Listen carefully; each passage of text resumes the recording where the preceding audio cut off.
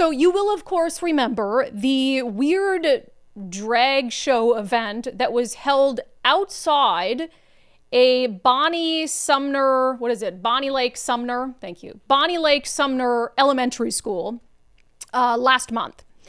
We broke this news. A woman named Dawn Land had shown up because this was a publicized event and taken pictures. And it was grown men parading around in lingerie in front of little children. That's what it was. And this was absolutely an event for kids. It was held in the parking lot. The local chapter of the Democratic Party was there. This local LGBTQ drag performance group was there. There were bouncy houses and craft tables. And there were children, if you looked at the crowd, aged from, still in strollers to like preteen. And as I said at the time, I don't care the context. I don't care the context. There is no reason grown men should ever in any scenario be parading around in their panties in front of children. Period. Nor should grown women be parading in lingerie around children on the campus of a public elementary school. Like, this is weird, weird stuff. And in both of these stories today, we're not talking about Seattle. That in Seattle, we'd still do a story on it, but he'd be like, here goes Seattle again. This is Bonnie Lake Sumner. That story was Arlington. So this is the tentacles of the radical ideology spreading. Parents don't deserve to know. We're going to push our radical ideology on kids, and it's just fine. So we do this story, and it got crazy. I mean, Libs of TikTok was doing this story. It was all over the place. So, of course, at the next following the story school board meeting, it was very well attended. And there were a lot of parents who showed up to express their displeasure, which I'm going to get to in a moment, because, man, I listened to this in the car. I was driving up. We went camping this weekend, and I was like, oh, now's a good time to catch up on what happened at the Bonnie Lake Sumner school board meeting. And I was in my car just clapping. Some of these parents were so great. But then there's the unhinged stuff. So I want to play this first. The event that happened in this elementary school parking lot was put on in part by Hope Development Practice. So one of the first speakers at the school board meeting was a woman named, I shouldn't assume, was a person named Abby White, who is with Hope Development Practice. And rather than come on and say, we hear parents' concerns, maybe the costumes were inappropriate for this age group and we're willing to talk to parents or work with parents or answer any questions. Nope, she blamed us for showing the photos to you. I am actually Abby White, the Executive Director of Hope Development Practice. We specialize in working with the LGBTQ community. We're a behavioral health agency. First of all, I would love to give a little bit of education around the importance of drag for the LGBTQ community.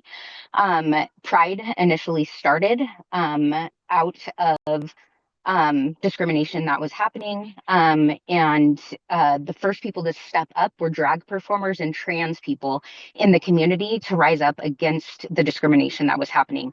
And so the historical aspect of why we include that in a Pride event relates back to the historical impact. Okay, stop it there for a second. We'll keep going in a moment. You're telling me, from a historical perspective, the only possible way that you can talk about the contributions of trans people and drag performers is to have a grown man in panties? Like, I've been to a lot of drag shows. Now, I'm opposed to drag shows for kids for just these reasons, is that it's like give an inch, take a mile, give a perverted little mouse a cookie.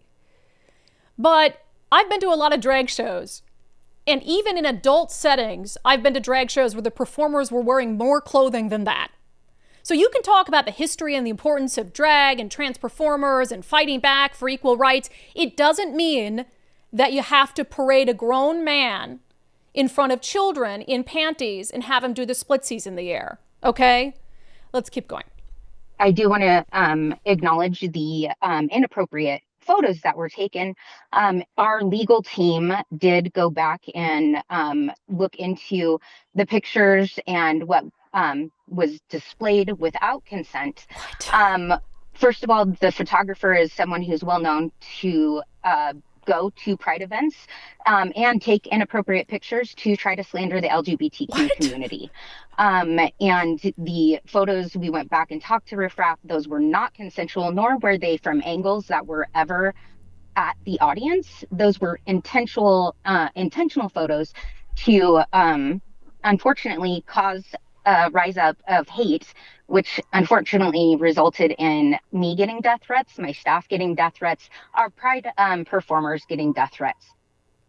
What are you talking about? That is the craziest defense of an inappropriate drag show I've ever heard in my life. So she says the person who took the photos, Dawn Land, she does this just to intentionally stir up hate. It doesn't matter what her motivation is. She took pictures of what you were actually doing. And then this other insane, she says the pictures were taken from angles that were never visible to the audience. What are you talking about? Every picture that we've shown is taken from the perspective of the audience, including the grown man who's got his legs up in the air, exposing his butt crack. Now, there's a million things that I could obviously say that make that insane, like the fact this is in a public place. You decided to have this event around children. You clearly don't know the law. People can go there and take pictures. They don't have to have your consent in a public place. And if you got, death threats from what you decided to show up and do around children, it seems like it's unfortunate, but maybe you should reevaluate what you're doing around children. But I don't think anybody could say it better than right after she got done, this parent came on and in like one short sentence just summed up why her answer was asinine. If it was not inappropriate behavior going on, then those photos wouldn't have had anything inappropriate to show. Exactly. So that is the dumbest one of the dumbest things I've ever heard. The suggestion that we're the problem for showing the photos. You're not the problem for doing the things that were shown in the photos in front of children. Got it. Now, parents had some excellent takedowns of the school board for allowing this, in the school district for allowing this. But first, I kind of hate to give this guy any attention, but I was LMAOing about this guy's testimony, which is about me. I'm going to divide it into two parts here. So he gets up and he's very angry about the backlash over this whole thing. Here's the first part of his testimony. I'm here tonight because your district has been caught in the crosshairs of an online outrage cycle, one that misrepresents what actually happened at Plateau Pride, and in doing so, has put community members in real danger. Here are the facts. Plateau Pride was organized by Hope Development Practice, a nonprofit behavioral health agency. The event was held on a weekend during a summer break in a district facility rented under the same community use policies that allow churches, sports leagues, and other groups to use school assets. It was a public pride celebration with music, vendors, drag performances, and yes, some parents chose to bring their children. The school district did not sponsor the event, did not dictate its content, and did not compel anyone to attend. So he says he's clearing up like my lies about it. Did anything he say there sound inconsistent with what we said about the event? No, that's exactly what we said about the event. Held on school property, obviously in the summer, attendance wasn't mandatory. So he's suggesting that we released these images and we're telling lies about what was happening. No, that's literally exactly what happened. And that's what we said happened. And here's where he gets really mad at me. I'm what does he call me? A rage caster. Despite this, an influential local commentator posted, quote, "Oh, influential. If you support this, you're sick. True. Men in lingerie parading around for children at an elementary school," end quote. Alongside this, she published close-up photos of individual performers without their consent. The result, performers and the event organizer have received threats, including death threats. This is not about whether you personally enjoy drag shows or pride events. It's about telling the truth. It's about not allowing half-truths, missing context, and loaded language to smear our schools or endanger members of our community. What happened online a few weeks ago wasn't, quote-unquote, holding the district accountable. It was using your district's name as a prop in a culture war narrative, one that ignores parental choice, community policy, and the basic fact that the district was a landlord, not a producer. That local ragecaster who put the photo on her Facebook page said, quote unquote, lots of people in the comments who need the FBI to sweep their PCs. This ragecaster wanted rage and she got it. Unfortunately, so did a lot of other folks, which resulted in death threats, and fear-mongering. That's not cool. Yeah, I don't want rage. I want people to be informed about what's really happening. If what's really happening drives them to rage, then that might be a good indication that what's happening isn't appropriate, as it wasn't in this case. I just love that, though, that he read my comment, because remember I had posted these images, and I was shocked at the number of people who were, and they all had like pronouns in the biotype, who were like, oh, this is fine. It's just a reenactment of Rocky Horror Picture Show, as if that makes any difference in the world. And I had made a comment about, wow, there's some people in the comments that really need the FBI to screen their PCs. And I thought it was funny. And I love that he read my funny comment back to the school board. But it's not about rage. It's about parents deserve to know what's happening with their kids. And it's about the fact that we pay for these public schools. And it's completely inappropriate to allow grown men to parade in their panties around kids. Now, there were a lot of parents at this meeting who understand that, and I was so proud of the ones who got up to speak. One of the ones I've got to play for you is this woman who gets up, and it sounds like she used to be a stripper, and she's sort of acknowledging that. And for that reason, kind of what she did in her past, she's very concerned about her daughter potentially being exposed to things like this at school. As somebody with severe anxiety, for me to come up here, it means a lot to me to protect my daughter. I'm showing you those pictures today. As the person said, they were without their knowledge. They shouldn't have been taken. The fact is, those were taken. That was in front of children at my daughter's elementary school. Okay? I'm going to be completely honest here. A lot of people, I grew up in Enumclaw, Washington. A lot of people know about my past. I used to be what they call a midnight ballerina, a very toxic lifestyle. No different than this. Could you imagine a child going to an adult female strip club? How about I ask this? Because I got an email back saying you guys can't discriminate, and so that's why you guys rented it to them. Okay? How about I go rile up all my strip club girlfriends, have a nonprofit, and teach the young girls that you can be a strip club dancer? I have raised my daughter to not be like me, not go through the path that I've gone through.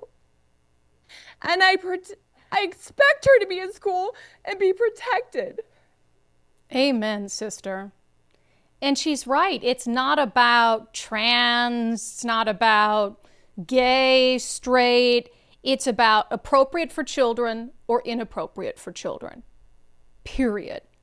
And as she points out, we wouldn't parade a bunch of strippers in front of kids and have kids like they did at this event, hand them dollar bills, have the strippers throw their legs in the air and spread their legs in front of little children. It would never happen. But for some reason, because we're hateful and we're hateful and bigoted, if we say that you shouldn't allow that when it's a cross-dresser, when it's a transgender person, when it's a drag performer, it's unreal. And again, because this is all about this episode today, Parents Fight Back, I've got to play a few of the other parents who showed up at that meeting.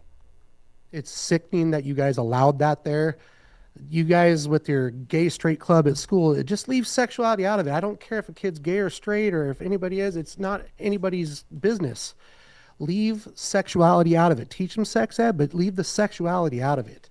That is just sickening. It's groomer stuff. It really is groomer stuff. We don't need drag shows in a parking lot in our school with men rolling over and showing their behinds in sadomasochist clothing to children. It's about a public elementary school being used to sexualize entertainment involving minors. And this was for minors. It was brought to bring in minors to try to push this stuff to them. How is this not grooming? How is this not sick? How can any of you stand for this? This is ridiculous. Have a pride event, have it indoors for adults. There's no reason kids should be able to attend something like that. That is disgusting. And I'm going to go ahead and just end it there because I don't want to go to jail. Oh, so Nicole, A big round of applause to Sumner Bonnie Lake School District parents for standing up for yourselves and your kids. Also a round of applause to Arlington High School parents who over the weekend were raising holy hell about being kept in the dark about a clear safety risk to their kids. And I know many of them will be at the meeting there tonight, and that's what we want. You know, that guy who accuses me of being a rage caster or whatever it is, it's because we're exposing inconvenient truths. We're exposing truths that people like you want to hide because you're trying to push an agenda on kids. You're trying to raise what? The future democratic socialists of America or whatever it is. And we're not going to stand for it anymore. Neither Nicole or I have kids, but we still know the importance of making sure that parents can dictate how their kids are raised with their values, and that parents can know if their children are being exposed to something that they don't agree with or that puts them in harm's way. This is common sense stuff. So I'm so proud of parents standing up for themselves and their rights and standing up for their kids and standing up for what's right and what's wrong.